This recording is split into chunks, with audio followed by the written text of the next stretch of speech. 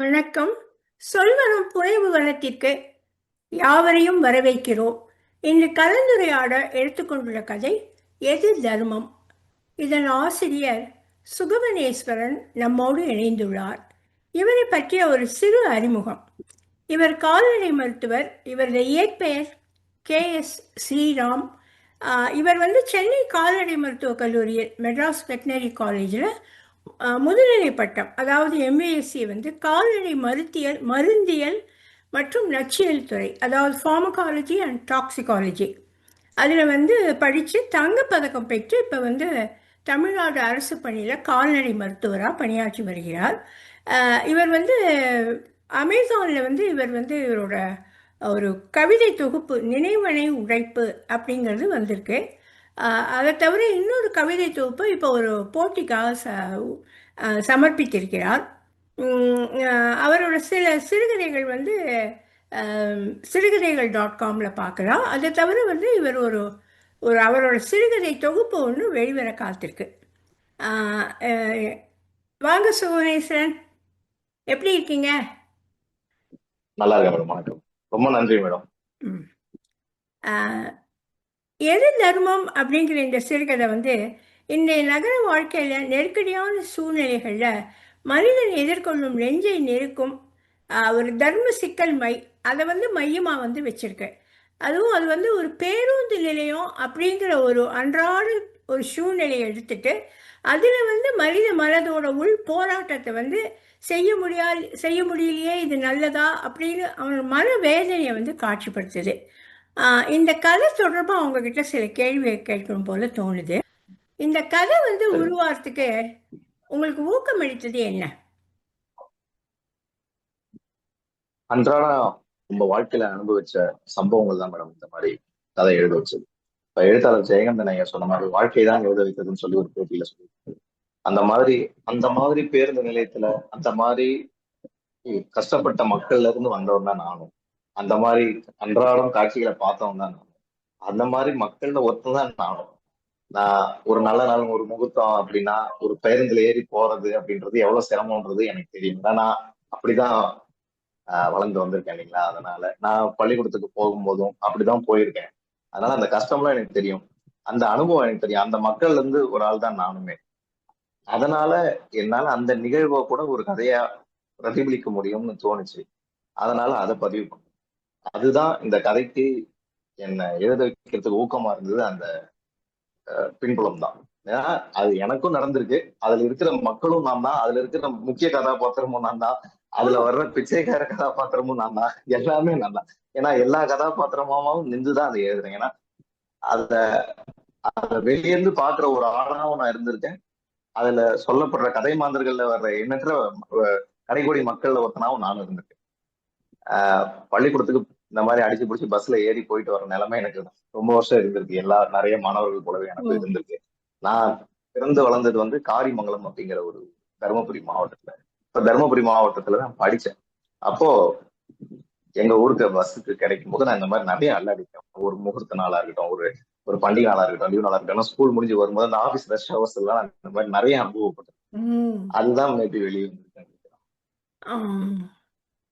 இந்த பேருந்து நிலையத்தை கதையோட களமா எடுத்ததுக்கு காரணமும் நீங்க சொல்லிட்டீங்க.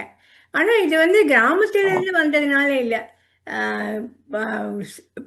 நகரத்துல இருந்தா கூட அந்த பஸ் வரும். ஆனா பஸ் அந்த இடத்துல நிறுத்த மாட்டான், தள்ளி போய் நிறுத்துவான், ஓடி போய் ஏறிடுவோம். இதெல்லாம் ரொம்ப சகஜம். சென்னை மருத்துவ சென்னை கால்நடை மருத்துவக் கல்லூரியில் படிக்கும்போது அந்த அனுபவமும் உண்டு மேடம். என் பையன் ஸ்கூல்ல படிக்கும் போது இதெல்லாம் நடந்திருக்கும் சொல்லுவான். கதை முழுசுமே ஒரு நபர் கண்ணோட்டமாவே எழுதிட்டீங்க. நீங்க தான் அதுல ஆளினால், அதனாலயா? ஆமா மேடம். அதாவது அதுவும் மறுபடியும் ஜெயகந்தன் சொன்ன மாதிரிதான். ஒரு நல்ல கதையை எப்படி எழுதணும்னு கேட்டப்ப அவர் எதுல படிச்சதான். ஒரு கதைய நீ நல்ல கதையா எழுதணும்னா அந்த எல்லா கதாபாத்திரமாவும் நீயே நின்று எழுதணும். உன்னோட கருத்து ஒண்ணு இருக்கலாம், அதுதான் சரி, நீ நம்பலாம். ஆனா ஒரு கதை ஜெயிக்கணும்னா எல்லா கதாபாத்திரத்துக்கு பின்னாடி இருக்க நியாயமும் மக்களால வாசகர்களால ஏற்றுக்கொள்ளணும். ம். இப்ப அந்த கதையில அந்த பேருந்துல ஏறி பயணம் பண்ற ஆள் அப்படின்றத நான்னு நினைப்பாங்க. ஏன்னா நான் ஃபர்ஸ்ட் பர்சன்ல சொல்லியிருக்கிறதால. ஆனா இப்ப நான் கொஞ்ச நேரத்துக்கு சொன்ன முன்னாடி சொன்ன மாதிரியே அதுல முந்தி வச்சுட்டு ஏறுற மக்கள்ல ஒருத்தனான நான் இருந்திருக்கேன். அந்த பிச்சைக்காரனுக்கு உதவி பண்ண முடியாத ஆளை தவிக்கிற அந்த முன்னணி கதாபாத்திரமாவும் நான் இருந்திருக்கேன். அதுல உதவி கேட்டு வர்ற அந்த மக்கள் ஒருத்தனா கூட நான் அப்ப அந்தந்த கதாபாத்திரங்களா நின்னுதான் அதை நான் நான் பார்த்த விஷயங்களை எழுத முயற்சி பண்ணிருக்கேன். அதனால நான் வந்து என்னுடைய பார்வையில அந்த கதையை சொல்லணுன்றதால அந்த ஃபர்ஸ்ட் பர்சன்ல நான் சொல்லியிருக்கேன். வேற யாருக்கும் நடந்த மாதிரி சொல்லாம இருக்கணும்ன்றதுக்காக அது மாதிரி எழுதியிருக்கேன். அருமை. ஆ. ஆ, நான் நீங்க வந்து இந்த கதை எழுதும்போது இது வந்து ஒரு பணக்கார ஆளுக்கும் இது மாதிரி நடக்கலாம். ஏன்னா இது வந்து எல்லாருக்கும் நடக்கக்கூடியது. ஆனா ஏன் நீங்க வந்து ஒரு நடுத்தர வர்க்கத்தை வந்து அவங்க மனநிலையை வந்து மையமா வச்சு எழுதணும் அப்படின்னு உங்களுக்கு ஏன் தோணுச்சு? அது நல்லா கேள்வி மேடம். ஏன்னா நான் தான் சொன்னீங்க, இது எனக்கு ஏற்பட்ட அனுபவங்களின் தொகுப்பு தான். நான் பார்த்து நான் அனுபவித்த விஷயங்களுடைய தொகுப்பு தான் இதுன்னு சொன்னீங்களா, அது ஒண்ணு. நான் நடுத்தர வர்க்கத்துல இருந்து இன்னைக்கு அந்த கதாபாத்திரம் மாதிரி ஓரளவுக்கு ஒரு அப்பர் மிடில் கிளாஸ் ரேஞ்சுக்கு வந்திருக்கிற ஒரு ஆள் நான். ஆஹ் அது முதல் காரணம். ரெண்டாவது, நடுத்தர வர்க்கத்துல இருக்கவங்களுக்கு தான் இந்த அனுபவம் வந்து கனெக்ட் பண்ணிக்க முடியும். பணக்காரங்களுக்கு வந்து என்னைக்காவது ஒரு நாள் தான் இந்த மாதிரி ஏதாச்சும் போகணுன்ற இது வரும். கார்லயோ ஐ மீன் பஸ்லயோ இல்ல ட்ரெயின்லயோ போகணும். அவங்களுக்கு அவங்களுடைய ஓன் டிரான்ஸ்போர்டேஷன் இருக்கும். கார் அதெல்லாம் இருக்கும். அதனாலதான் அந்த கதையிலேயே எழுதியிருப்பேன், நடுத்தர வர்க்கத்தின் ஏகோபித்த கனவான கார் வாங்குதல் அப்படின்றது. சோ இதுல வந்து ஒரு சுய பகடியும் இருக்கு. அப்ப கார் வாங்கின பிறகு ஒருத்தன் அப்படி போறான்னா இன்னைக்கு அவன் வந்து அதனாலதான் நக்கல் பறவையில நான் எழுதியிருக்கேன் மிச்சோட. இன்னைக்கு அவன் வந்த இடத்த மறந்துட்டான் அந்த முன்னணி கதாபாத்திரம். சோ அவனை பரிகாசம் செய்யற மாதிரியும் அவன் இவங்களெல்லாம் பார்த்து இவன் இப்படிதான் இருந்தான்றத மறந்துட்டு இவனுக்கு கார் வாங்கினது நிறைவேறினதால இன்னைக்கு வந்து மத்த மக்களை கிண்டல் பண்ற மாதிரியும் சில வசனங்கள் எழுதியிருப்பாங்க. மகளி. என்னதான் இருந்தாலும் ஆமா, என்னதான் இருந்தாலும் கடைசியில அவன் வந்த இடத்த மறக்காததால ஆஹ் அவன் அவன் என்னதான் இன்னைக்கு அந்த மேல வந்திருந்தாலும் கஷ்டப்படுற மக்களோட வழி தெரிஞ்சதால தான் அந்த கதையோட முடிவு அந்த மாதிரி நான் முடிச்சேன். இந்த கதையில வந்து நீங்க இந்த டிஜிட்டல் பரிவர்த்தனை பத்தி வரும், அதை பத்தி சொல்லணும்னு ஏன் உங்களுக்கு தோணுச்சு, அதை பத்தி பேசணும் அப்படின்னு? ஆமா மேடம், அதெல்லாம் எனக்கு நடந்த அனுபவங்கள் தான். இப்ப நான் பேக்கெட்ல பணம் வச்சுக்கிறதே விட்டுட்டேன். இப்ப எங்க அப்பா அம்மா எங்க அப்பா அம்மா வந்து இப்போ அவங்க கூட போகும்போது செய்யும்போது அவங்களும் எல்லாம் கஷ்டப்பட்டு எல்லாம் முன்னாடி வந்தவங்க தான். ஒரு ஹோட்டலுக்கு போனா நமக்கு சர்வ் பண்ற பீப்புளா இருக்கட்டும், ஒரு காரை ரிவர்ஸ் எடுத்துட்டு வர நம்ம செக்யூரிட்டி கார்டா இருக்கட்டும், யாரா இருந்தாலும் அவங்களுக்கு வந்து ஒரு சேஞ்சுக்கு ஒரு டீ சாப்பிடுங்க அப்படின்னு சொல்லி கொடுக்குற பழக்கம் உண்டு, அவங்க கிட்ட உண்டு. ஸோ அதே பழக்கம் எனக்கும் வந்தது. ஆனா இன்னைக்கு அது கொடுக்கலாம்னு நினைச்சோம்னா கூட சில சமயம் நம்ம கிட்ட காசு இருக்கிறது இல்ல. இப்ப அதை பிரதிபலிக்கிற மாதிரி தான் நான் சொல்லிட்டேன். ஏன்னா கொடுக்கணும்னு நினைக்கிறவனுக்கும் இன்னைக்கு அந்த ஒரு ஹியூமன் கனெக்ஷன் இல்லாம போயிடுதோ அப்படின்னு எனக்கு ஒரு சின்ன ஒரு வருத்தம். உதவி செய்யணும்னு நினைச்சாலும் நம்ம கிட்ட யாசகம் கிட்ட வர்றவர்கிட்டயோ, நம்ம கிட்ட பணம் எதிர்பார்த்து வர்ற திருநங்கைகள் கிட்டயோ அவங்க கிட்ட கியூஆர் கோட் இருக்காது, போன் இருக்காது. ஒரு நமக்கு ஹோட்டல்ல சாப்பிட்டு ஒரு கார் நமக்கு ரிவர்ஸ் பார்த்து எடுத்து கொடுக்குற ஒரு வெயில நின்றுட்டு இருப்பாரு. அவருக்கு ஒரு ம். 20 ரூபா ஒரு டீ சாப்பிடுங்கன்னு கொடுக்கலாம் அப்படின்னு கூட அது சில்லறை இருக்கிறது இல்லை. அப்ப அதனால என்ன நானே எப்படி சொல்றது, எனக்கு நானே புத்தி சொல்லிக்கிற மாதிரி அப்படி நான் ஒரு இதை வச்சுக்கிட்டேன். அது நல்லதுதான், யூபிஐ பேமெண்ட் நல்லதுதான், நல்ல விஷயம் தான், ரொம்ப எளிமையாக்கி இருக்குது. பட் அதுல இப்படி ஒரு சிக்கல், ஒரு ஒரு பேரன்பு இருக்கிற ஒரு கேரக்டர் ஒருத்தன் அப்படி இருந்தானா அவன் இப்படி கூட வருத்தப்படுவானா, இதுல இப்படி ஒரு டிஸ்அட்வான்டேஜ் இருக்கா அப்படின்ற மாதிரி. அதுக்காக அதுலயும் ஒரு அந்த மாதிரி கஷ்டம் வருது. அதுலயும் ஒரு ஒரு இவ்வளவு நன்மை இருக்குன்னும் போது ஒரு அடித்தட்டு மக்களுக்கு நமக்கு கொடுக்கணும்னு நினைக்கிறவனுக்கு கூட இப்படி ஒரு தடங்கள் வந்துருது அப்படிங்கிற மாதிரி. ஆ, நீங்க வந்து ஒருத்தனுக்கு வந்து நம்ம வந்து உதவி பண்ணல அப்படிங்கிறதுனால அவன் வந்து ஒரு குற்றவாளின்னு நீங்க நினைக்கிறீங்களா அந்த இடத்துல? அப்படி சொல்ல மாட்டேன் மேடம். ஆனா நான் பர்சனலா நான் வந்து இந்த கருத்தையும் சொல்றதுக்காக நான் எதையும் எழுதணும். இப்ப நீங்க கேட்ட கேள்விக்கு நிறைய பதில் சொல்லணும்னா என்ன கேட்டா, கொடுக்குற இடத்துல நீ இருந்து கொடுக்க முடியும் உன்னாலன்னா அப்ப நீ கொடுக்காம இருந்தா நீ குற்றவாளின்னு தான் நான் நினைக்கிறேன் பர்சனலா. ஆனா அது எல்லாரும் அப்படி நினைக்கணும்னு சொல்ல இந்த கதையில நான் அதை சொல்ல வரல. ம். ஆஹ் நம்மள அந்த இடத்துல கடவுள் வச்சிருக்கான். இல்ல கடவுள் நம்பிக்கை இல்லைன்னா அந்த இடத்துல உங்களை வந்து உங்களோட உழைப்பை கொண்டு வந்து வச்சிருக்கு அப்படின்னாலும் உங்ககிட்ட கையேந்தி ஒருத்தன் நிக்கிறான், இல்ல உழைச்சி சாப்பிடுறதுக்கு இருக்கிற ஒருத்தன் உங்ககிட்ட ஒரு ப்ராடக்ட் விற்க வரான். உங்களுக்கு அது அந்த நேரத்துக்கு தேவையில்லைன்னா கூட அது உடம்பு கெடுதி இல்லை, அது உங்களுக்கு பிடித்தாலும் யூஸ் ஆகுனாலும் இப்ப நீங்க டோல்கேட்ல போனீங்கன்னா பேனா எழுதுற பேனா இவ்வளவு நீளம் பேனா ஃபேன்சியா வச்சுட்டு விற்கிறவங்க இருப்பாங்க, அவ்வளவு வெயில் இருப்பாங்க. அந்த பேனா யார் வாங்குவாங்க ஒரு வீட்டுல?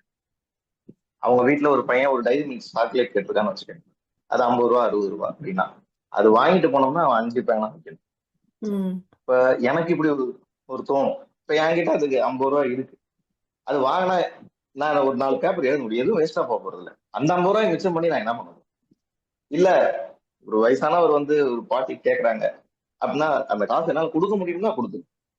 இதுல நம்மள ஏமாத்திட்டு அந்த பணத்தை தப்பா பயன்படுத்துற ஆட்களும் உண்டு, அதுல போய் குடிக்கிற ஆட்கள் உண்டு, இருக்கதான் செய்யறாங்க. நான் என்ன சொல்றேன், ஏமாந்துட்டு தான் போங்களேன். ஒருத்தர் 2 பேர் ஏமாத்த தான் போறான் அவங்கள வாழ்க்கையில. அவ்வளவு கரெக்டா வெட் பண்ணி தான் ஹெல்ப் பண்ணுவேன் அப்படின்றது வந்து என்ன பொறுத்த வரைக்கும் அது குற்றம் தான் நான் நினைக்கிறேன் மேடம். முட்டாளர்னா பரவாயில்ல, ஏமாந்தா ஏமாந்துட்டு போவோம்.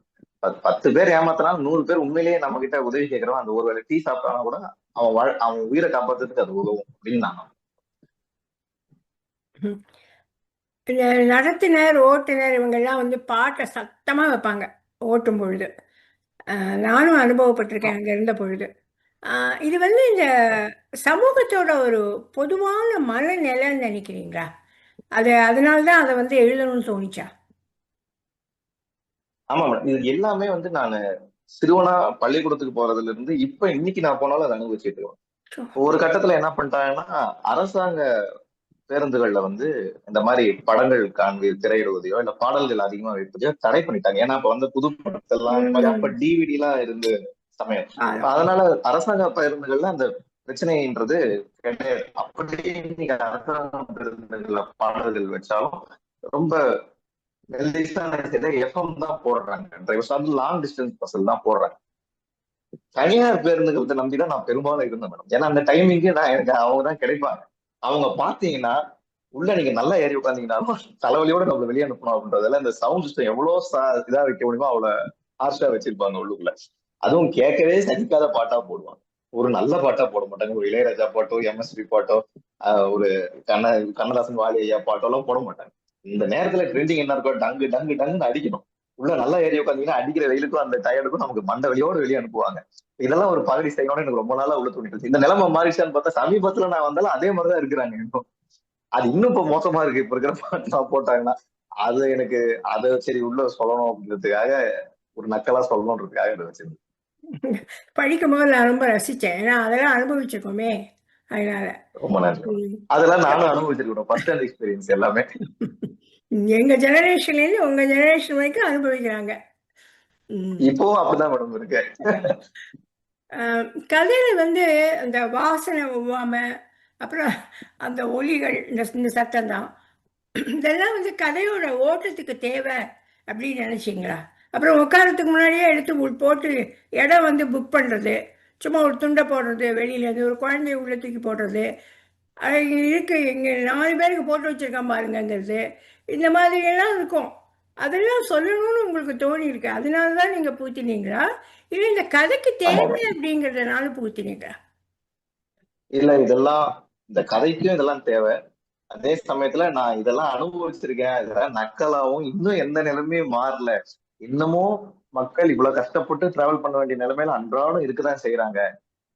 அவங்கள அதுல இருந்து ஒருத்தனாதான் இந்த கதாபாத்திரம் இன்னைக்கு கொஞ்சம் முன்னேறி வந்துட்டான், அதனால இன்னைக்கு அவன் அதெல்லாம் நக்கலா பாக்குறான்றான். அந்த மாதிரி அர்த்தத்துல ஓ, நான் பார்த்து அனுபவிச்ச எல்லா விஷயங்களையும் ஓகே இந்த ஓகே அதை பதிவு பண்ணியிருக்கேன். ஓகே. உங்களுக்கு ஜன்னலோரம் இருக்க ரொம்ப பிடிக்குமா? ஜன்னலோரத்தில் உட்கார்றது உங்களுக்கு ரொம்ப பிடிச்சதா? ஆமா மேடம், எல்லார போலவும் எனக்கும் அதுவும் பிடிக்கும் மேடம். ம். ஏன்னா அதுல உட்காந்துக்கிட்டோம்னா நம்ம வெளியே வர்ற காட்சிகளை பார்த்துட்டே வந்தோம்னா நமக்கு ஏதோ மனநிலையில நம்ம பயணத்தை ஆரம்பிச்சிருப்போம் வெவ்வேறு காரணத்துக்காக. நல்ல நிலையில இருந்தாலும் நமக்கு வெளியே வர்ற காட்சிகள் நமக்கு வந்து அது ஒரு நல்ல விதமான டிஸ்ட்ராக்ஷன் ஏற்படுத்தும்.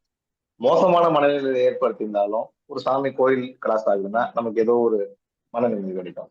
இல்ல ஏதோ ஒரு நாய்க்குட்டி அதோட தாய் நாய் அதோட குட்டி எல்லாம் பார்த்துட்டு இருக்க மாதிரி இருக்குன்னா அது ஒரு நிம்மதி, ஏதோ ஒரு ஆறுதல் வெளியே காட்சிகள் நமக்கு கிடைச்சோம். வேடிக்கை பார்க்கறது எல்லாரும் போலவும் எனக்கும் பிடிக்க மாட்டோம். அதனால ஜன்னல் ஓரம் இருக்கின்றது எல்லாருக்கும் ஜன்னல் ஒரு சீட்டு தானே எதிர்பார்ப்பாங்க பஸ்ல அந்த வாரம். ஆனால் எனக்கெல்லாம் வந்து இந்த ஜன்னல் ஓரத்தில் உட்காந்தா அங்கே வேகமாக போகும்போது அந்த காட்சிகளை பார்க்குறோம் இல்லையா, அது வந்து கண்ணை அஃபெக்ட் பண்ணி தலைவலி வந்துடும். அதனால் நான் கண்ணை மூடிடுவேன். அப்படி சில ஓகே. பிரச்சனைகள் இருக்கு. ம். நல்லதா இருக்கும், அழகா இருக்கும். கிராமங்கள் ஊட போகும்பொழுது ரொம்ப அழகா இருக்கும். அப்பப்ப திறந்து பார்த்துட்டு அப்பப்ப மூடிடுவேன். ஏன்னா தலைவலி வந்துடும். அந்த ஃபாஸ்ட் மூவிங் ஆமா, வந்து. சில பேருக்கு வெர்டிகோ வரும் சில பேருக்கு. ம். ஆமா. வந்து தர்மம் செய்ய தயங்குறது வந்து பண பிரச்சனையா, இல்லைன்னா மனசு பிரச்சனையா? உங்க கருத்து என்ன? இந்த இந்த கதாபாத்திரத்துக்கு அந்த நேரத்துல பண பிரச்சனை தான் மேடம். அதாவது கையில கேஷா இல்ல, டிஜிட்டல் பேமெண்ட் தான் இருக்குன்றதுதான் ஒரே பிரச்சனையோடைய. இந்த கதாபாத்திரத்துக்கு ஒரு மன பிரச்சனையும் கிடையாது. ஆனா பொதுவா என்ன கேட்டா மக்களுக்கு மன பிரச்சனை தான் இருக்குன்னு நான் நினைக்கிறேன். ஏன் அப்படின்னா, நம்ம எவ்வளவு கஷ்டப்பட்டு வந்தோன்றத மறந்துடுறாங்க. வந்துட்டா அந்த 10 ரூபாய் 20 ரூபாயும் நான் சேமிச்சே வாழ்க்கையில தான் வர போறேன்னு நினைக்கிறாங்க. சரி, அது ஒண்ணும் தப்பு இல்ல. என்னை விட கஷ்டப்பட்டவன் வந்திருக்கலாம், அவன் சேமிச்சுதான் வைப்பான், உனக்கு என்ன தெரியும் என் கஷ்டம் அப்படின்னு அவன் சொல்லலாம். ஓகே, நியாயமான. ஆனா இருக்கிறவங்க கூட அந்த குடுக்க மனம் வர மாட்டேங்குது அவன். ம். அதை கேட்டா அவன் அதை வாங்கிட்டு போய் என்ன பண்ணுவான் தெரியுமா? அவன் குடிப்பான். நீ முட்டாள், அவனை கொடுக்குற. இப்படிலாம் சொல்ற ஆட்கள் எனக்கு தெரிஞ்சவங்களே இருக்கிறாங்க. நான் என்ன சொல்றேன், அதெல்லாம் முதல்ல சொன்ன மாதிரி மேடம். ஒரு 10 பேர் ஏமாத்ததான் செய்வான். ஏமாத்திட்டு போட்டுமே. அந்த அந்த அளவுக்கு புத்திசாலியா இருந்து நீ என்ன பண்ண போற? அந்த அளவுக்கு புத்திசாலியா இருந்து அவ்வளவு கரெக்டா இருந்து வாழ்க்கையில யாருமே ஏமாத்தாம நம்மள இருக்க முடியுமா? நம்ம எல்லாரையும் யாரோ ஒரு வகையில நம்மள முதுகுல பிடிச்சுதான் போறாங்க. நம்ம துரோகம் பண்ணதான் போறாங்க. கூட இருந்தே குழிச்சு பறிக்கத்தான் போறாங்க. அதுல அவன் 10 ரூபாய் வாங்கிட்டு போய் அவன் என்ன பண்ணிட போறான்? ம். அதனால பல பேருக்கு மனப்பிரச்சனை தான் இருக்குன்னு நான் நினைக்கிறேன் madam. அதாவது ஒரு ஒரு கனிவு இரக்கம் இல்லாம போயிடுச்சுன்னு நான் நினைக்கிறேன். ஏன்னா இன்னும் இன்னும் சில பேர்ல நான் அதெல்லாம் நான் எழுத விரும்பல. இப்ப நான் ம். சொல்ல போறேன். நான் இது கண்ணால பாக்குறேன். ஒருத்தர் ம். கையில கட்டு கட்டிட்டு ஒரு ஒரு ஒரு முஸ்லீம் அவரு ஸ்கல் கேப் போட்டுட்டு வர இருப்பான் ஒருத்தர். எனக்கு முன்னாடி சீட்ல இருந்தவர், என்ன உனக்கு ஊனம் கையில? இது உண்மையா ஊனமா? இதெல்லாம் உனக்கு தேவையா? நீ போட போற 5 ரூபாய்க்கு இவ்வளவு கேள்வி தேவைதான். எனக்கு இதெல்லாம் நக்கலா பதிவு பண்ணணும்னு தோணுச்சு. சரி வேண்டாம், இது சில பேர் படிக்கிறவங்களுக்கு ஊனமுற்றவர்களை நம்ம ஏதோ இது பண்ற மாதிரி ஆயிடும்ன்றதால நான் எழுதல. இது நான் என் கண்ணால பார்த்த காட்சி. கொஞ்ச நேரத்துல வேலை பார்த்தா காசு போடுறது இருந்தா போடு, இல்ல அவர் பேசாம முடியான்ற மாதிரி இருந்துச்சு. நான் இங்க வாங்க அப்படின்னு கொடுத்துட்டு அனுப்பிச்சு விட்டேன். அப்படி இந்த அளவுக்கு அவர் செக் பண்ணிட்டு தான் உதவி பண்ணுவாராம். கையில சுத்திருக்கிறியா, என்ன கழட்டி கழட்டு, கட்சி வரைக்கும் 1 ரூபாய் கொடுக்கலாம் தானே. இத்தனைக்கும் அந்த ஆள் பாத்தீங்கன்னா ஒரு தாத்தா வயசு இருக்கும் அவருக்கு. அவரு மருமகளோ யாரோ கூட இருக்காங்க, மகளோ சின்ன பேரா இருக்கான். இதெல்லாம் பாக்குறான் அந்த பேரன். அவன் அப்புறம் என்ன அவன் சொல்லு? ம். அதுதான் எனக்கு கோவம். ஆமா. காசு கொடுக்கறதா இருந்தா கொடு, ஏன் அவர் அவமானப்படுத்துற? இந்த கதையில யாருக்குமே பேரே கொடுக்கல நீங்க. பேரே ஒருத்தருக்கு இருக்கிற மாதிரி தெரியல. நானும் ரெண்டு அதுதான் மூணு எனக்கு வாட்டி தெரியல. பார்த்தேன். ஒருத்தர் கூட பேர் இல்ல. இது மேடம் நான் டெலிபரேட்டா பண்ணதான் மேடம். இந்த ம். கதையை ஓ. எல்லாரும் தொடர்பு படுத்தி பார்த்துக்கணும். நான் சொன்னா படிக்கிறவன் நான் அந்த கதாபாத்திரமா இருப்பான். அவன் ரொம்ப கஷ்டப்பட்டு முன்னேறி வந்தவன் அதை படிக்கிறான்னா அவன் ஃபேமிலியில யாருன்னா யாசகம் கேட்டவராக இருந்திருக்கலாம். இல்ல அந்த பாட்டி மாதிரி அவங்க பாட்டி வித்துட்டு இருந்திருக்கலாம் பழத்தை. அப்போ அது வெறும் பாட்டி மட்டும்தான். படிக்கிற எல்லாரும் அவனை அந்த இடத்துல பொருத்தி பார்த்துக்கிட்டோம் அப்படின்றதுக்காக டெலிபரேட்டா இது எந்த கதாபாத்திரத்துக்கும் பேர் வைக்கக்கூடாது, அதுவும் என்னுடைய ஃபர்ஸ்ட் பர்சன்ல எழுதணும் அப்படின்னு நான் முடிவு பண்ணி கதையோட நாயகன் வந்து பிச்சைக்காரனுக்கு உதவ முடியல. ஆனா அவன் என்ன பண்றான், அதை சரின்னு இன்னொரு பாட்டி வந்து பாட்டி கிட்ட போய் பண்ணும்போது அவன் நிறையா எல்லாத்தையும் கொடுங்கன்னு சொல்லி அதுக்கு மொத்த பணத்தை கொடுத்து நீங்கள் எல்லாருக்கும் அதை விநியோகம் பண்ணுங்கிற மாதிரி சொல்லிடுறான் இல்லையா? ஸோ அதை வந்து ஒரு பிராயச்சித்தமாக செய்யறான் அப்படிங்கிறதுக்கு சொல்றீங்களா? அதை அந்த அந்த நிகழ்ச்சியை ஆமா. எதுக்கு அங்கே கொண்டு வந்து சொல்லுங்க. எக்ஸாக்ட்லி அதான் மேடம். எக்ஸாக்ட்லி அதான். அவனால மனம் இருக்கு, ஆனா கையில பணம் இல்லை. அப்ப இவங்களுக்கு கொடுக்குற வகையிலான பணம் அவங்கிட்ட இல்லை அப்படின்றதால அவனால அது மனசு ஏத்துக்க முடியல. அந்த அளவுக்கு ஒரு பேரன்பு உள்ள ஒரு கேரக்டர்ன்றத நான் சொல்ல வரேன். அப்ப அவன் என்ன பண்றான், இமிடியட்டா ஸ்டாப்ல இறங்கின உடனே அப்ப உழைக்கும் மக்களையும், கஷ்டப்பட்டு உழைக்கும் மக்களையும், யாசகம் கேட்கிறவனையும் நான் ஒன்னா சொல்லல. ஆனா யாருக்காவது கொடுக்கணும். அதனால அந்த பாட்டி கிட்ட இருக்கிற மொத்த வியாபாரத்துக்கு உண்டான பணத்தையும் அந்த டிஜிட்டல் பேமெண்ட்ல கொடுத்துட்டு, கஷ்டப்படுற மக்கள் யாரு நீங்க பார்த்தாலும், அவங்க கேட்டாலும் கேட்கலாம், கூப்பிட்டு கொடுங்க அப்படின்ட்டு அவன் அவன் போயிடுறான். அது எந்த பதிலும் சொல்லாம போயிடுறான். அது அவன் தேடிக்கிட்ட பிராய்ச்சித்தான். அந்த அளவுக்கு அவன் ஒரு மென்மையான ஒருத்தன்னு சொல்றதுக்காக அந்த தொழில்நுட்ப வளர்ச்சினால மொபைல் பேங்கிங் எல்லாம் இருக்கு இல்லையா? அதனால இந்த மனிதாபிமான தொடர்பெல்லாம் குறையுதா? நீங்க என்ன நினைக்கிறீங்க? குறையுதுன்னு தான் மேடம் நான் நினைக்கிறேன். ஏன்னா அதெல்லாம் என்ன நான் பயன்படுத்துறேன் அந்த வாழ்க்கையில, நான் அதெல்லாம் குற்றம் சொல்லவே இல்லை. ஆனா அதனாலதான் கையில கொஞ்சம் சில்லறையை வச்சுக்கணும்னு முடிவு பண்ணிக்கிட்டேன்னு அந்த கதையை முடிச்சிருப்பேன். ஆஹ் நிச்சயமா குறையுது மேடம். பொறுமை குறையுது. அந்த பேங்க் ஸ்டாஃப் கிட்டே நம்ம நடந்துக்கிற விதமும் கூட பாத்தீங்கன்னா இப்ப இதெல்லாம் இருக்குன்னும் போது ஆஹ் அவங்க அந்த சக மனிதனா நம்ம ஸ்டாஃப் இருக்காங்க பாருங்க பேங்க்ல, அவங்க கிட்ட கூட வந்து ஒரு பொறுமையோடையோ இல்ல ஒரு நாகரிகத்தோடயோ நடந்துக்கிறதே கிடையாது. எல்லாரும் சொல்லுவாங்க பேங்க்ல இருக்கவங்க வந்து நம்ம கிட்ட ஹார்ஷா நடந்துக்கிறாங்க செய்யறாங்க அப்படின்னு. ஆனா மக்களும் அவங்க கிட்டயுமே இந்த இவ்வளவு வளர்ச்சி பண்ணி இவ்வளவு வசதி பண்ணி கொடுத்தாலும் ஒரு சின்ன இஷ்யூன்னா அங்க போயிட்டு ஒரு அஞ்சு அங்கன்னு நமக்கு எல்லா இடத்துலயுமே ஒரு 10 நிமிஷம் பொறுமையா இருக்கணும்ன்ற எண்ணமே இல்லாம போயிடுச்சு. இந்த நாகரிக வளர்ச்சி, அதாவது ஐ மீன் இந்த தொழில்நுட்ப வளர்ச்சி அப்படின்றதால ஒரு 10 நிமிஷம் பொறுமையா இருக்கிறதுல, ஒரு ஃபுட் எடுத்துட்டு வர சர்வர் கிட்ட ஒரு 2 நிமிஷம் லேட் ஆச்சுன்னா கத்துறது. ம். இந்த மாதிரி ஒரு பொதுவாவே இந்த தொழில்நுட்ப வளர்ச்சியை வந்து எவ்வளவுக்கு எவ்வளவு நன்மை இருக்கோ அவ்வளவுக்கு அவ்வளவு வந்து மனிதாபிமானத்தை உறிஞ்சி எடுத்துக்கிட்டு இருக்குன்றது என்னுடைய தனிப்பட்ட அப்சர்வேஷன். வந்து கதையோட முடிவு வந்து நீங்க முதல்லயே நினைச்சதுதானா இல்லை எழுதும் போது மாறிச்சா? முதல்ல நினைச்சதுதான் மேடம். முதல்ல நினைச்சதுதான். நீங்க சொன்ன அந்த புள்ளி தான் இந்த கதையோட ஆரம்பமே. ம். தன்னால கேட்டு எனக்கு இது நடந்தது மேடம். ஆ. கையில காசு இல்ல. அந்த கீழே குனிஞ்சு பாக்குறேன், என் காலை ஒருத்தர் இப்படி தொடராரு. கால் ஊனமுட்டுறாரு. இந்த இந்த வண்டியில உட்காந்துட்டு வருவா ஆ. இல்லைங்களா, ஆ. அவர் எப்படியே யாரோ தூக்கிட்டு வந்து உட்கார வச்சிருக்காங்க அந்த வண்டிக்குள்ள, பஸ்ஸுக்குள்ளார. அவர் அதுக்குள்ளார வராரு, தேய்ச்சிக்கிட்டு வராரு, இப்படி அந்த சக்கரத்தை தேய்ச்சிக்கிட்டு வராரு. நான் இப்படி கண்ணை மூடி இப்படி சாஞ்சிருந்தேன் போன் போட்டுக்கிட்டு. காலை தட்டுறாரு, பார்த்தா இவரு. யாருன்னு பார்த்தா கீழே இப்படி கேட்கிறாரு. என்னால அந்த காட்சி உண்மை. நான் அப்படியே கண்ணை மூடிட்டு நான் இப்படி திரும்பிட்டேன். என்னடா இது, என்கிட்ட காசு கூட இல்லையா இவர்கிட்ட கொடுக்கறதுக்குன்னு. அதனால இப்படிப்பட்ட ஒருத்தன் பிராய்ச்சித்தம் தேடுறதுக்காக என்ன பண்ணுவான் அப்படின்னு யோசிக்கும் போது தான் அந்த டோல்கேட்ல வித்துட்டு வர்ற அந்த இது சொன்ன இல்லைங்களா, அந்த காட்சியெல்லாம் பார்த்து மனசுல பதிவானது. சரி, அங்க எத்தனையோ பார்த்துட்டீங்க. ஒரு பஸ் ஸ்டாப் இருந்துச்சுன்னா அந்த இடத்துல பாத்தீங்கன்னா கையை அந்த மரவள்ளி கிழங்கியோ ஃப்ரூட் பேக்ஸையோ எடுத்துக்கிட்டு தண்ணி பாட்டில் எடுத்துக்கிட்டு அந்த வேகாத வெயில்ல இருக்கிறவங்க உண்டு. நான் தண்ணி பாட்டில் எடுத்துட்டு போனாலும் ஒரு பாட்டில் வாங்கிட்டு நம்ம இன்னும் ஒண்ணு வேஸ்டா போக போறது. அதனால இப்படி இதை நான் ஒரு குற்றமா கருதுறேன். இப்படி பண்ணதை பிராய்ச்சித்தை தேடுறதுக்காக நான் அப்படி பண்றேன்றதா, இதுதான் இந்த கதையோட அந்த மையக்கரு எனக்கு முதல்ல தோணுது. ஸோ முதல்ல முடிவு தோணிடுச்சு. ஆ, இந்த கதை எழுதுறதுக்கு எவ்வளவு நேரம் ஆச்சு உங்களுக்கு? ஒரு 1.25 மணி நேரம் தான். அவ்வளவுதான். ஓ. அவ்வளவுதான். நான் டைப் பண்ண மாட்டேன் மேடம். நான் வந்து ஃபர்ஸ்ட் பேனால, பேப்பர் பேனால தான் எனக்கு இந்த டைப்பிங் அந்த இதெல்லாம் பழக்கம் இல்லை அவ்வளவா. நான் ம். என்ன சொல்றேன், இந்த மீட்டிங்கே நான் கொஞ்சம் ஆன் பண்றதுக்குள்ள கிளறிட்டேன். எனக்கு இந்த டெக்னாலஜி இதெல்லாம் அவ்வளவா யூஸ் பண்ணி ரெகுலரா யூஸ் நான் ஒரு இன்ஜினியரிங் கிராஜுவேட்டோ அந்த மாதிரி இல்லை மேடம். நான் வந்து மக்களோட மக்களா இருக்கிற வெட்டினரி டாக்டர்ன்றதால நான் டெக்னாலஜி யூஸ் பண்ணுவேன், அவ்வளவா யூஸ் பண்ணுவேன். அதனால எனக்கு வேகமா டைப் பண்றது அதெல்லாம் வராது. நான் பேப்பர் பென் தான் எழுதி முடிச்சிட்ட பிறகுதான் அதுக்கப்புறம் நான் பொறுமையா டைப் பண்ணுவேன். ம். ஒரு 1.25 மணி நேரம் அவ்வளவுதான். 1.25 மணி நேரம், 1.5 மணி நேரம் அவ்வளவுதான். ஓகே. வாசகர்கிட்ட இருந்து இந்த கதைக்கு என்னாவது விமர்சனம் வந்துச்சா?